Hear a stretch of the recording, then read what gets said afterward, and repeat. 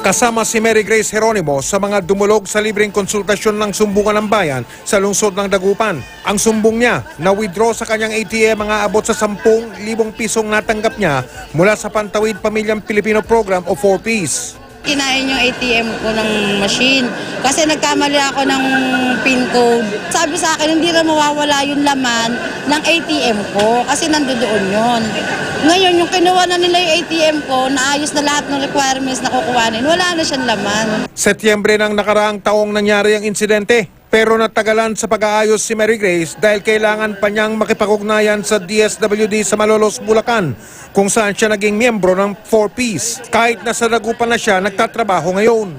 Wala ako na-withdraw kahit isa. Wala ako na-withdraw. Ang nakakaalam ng PIN code nun, yung anak kong panganay. Paano niya mami-withdraw? Nasa akin yung ATM. Password lang ang alam niya. Idinulog ng Sumbungan ng Bayan sa grievance officer ng Pantawid Pamilya Pilipino Program ang problema. Magkaroon ng investigasyon, pwede po natin siyang tulungan na makuha yung transaction history sa land bank.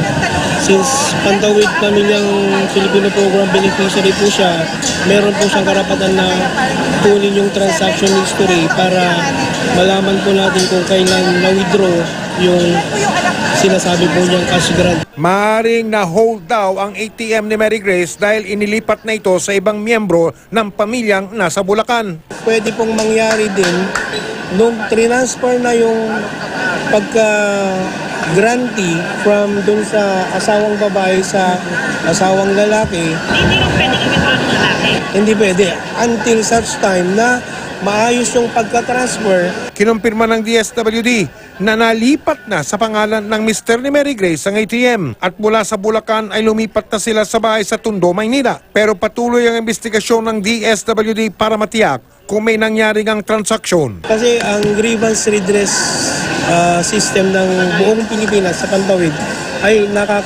online po kami. Nagko-coordinate po kami lahat. Huwag kayong manahimik o magdalawang isip. Kung may alam kayong katiwalian o reklamo, ipaalam ninyo sa Sumbungan ng Bayan dahil ang inyong sumbong asahan ninyong mabibigyan ng aksyon. Sa mga tiwali dyan, kawatan at mapagsamantala, ito ang lagi ninyong tatandaan. Hindi namin kayo tatantanan.